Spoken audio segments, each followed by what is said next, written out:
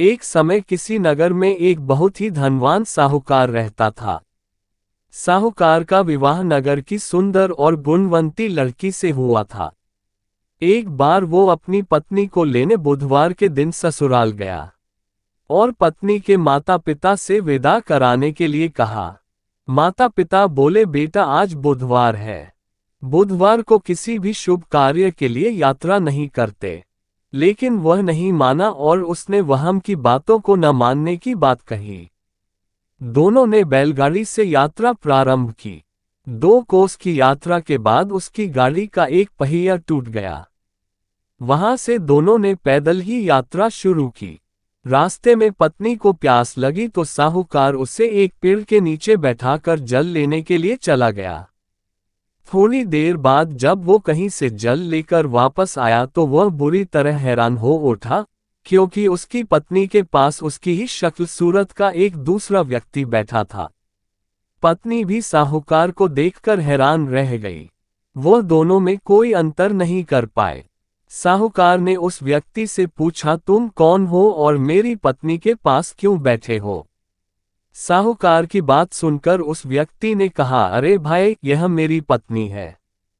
मैं अपनी पत्नी को ससुराल से विदा करा कर लाया हूं, लेकिन तुम कौन हो जो मुझसे ऐसा प्रश्न कर रहे हो?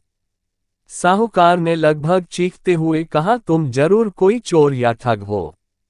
यह मेरी पत्नी है। मैं इससे पेड़ के नीचे बैठा कर जल लेने गया था। इस पर उस व्यक्ति ने कहा, अरे भाई, झूठ तो तुम बोल रहे हो। पत्नी को प्यास लगने पर जल लेने तो मैं गया था।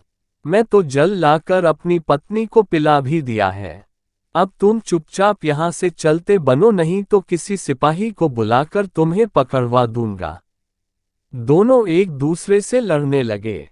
उन्हें लड़ते देख बहुत से लोग वहां एकत्र हो गए। नगर के कुछ सिपाही भी वहां आ गए। सिपाही उन दोनों को पकड़कर राजा के पास ले गए। सारी कहानी सुनकर राजा भी कोई निर्णय नहीं कर पाया।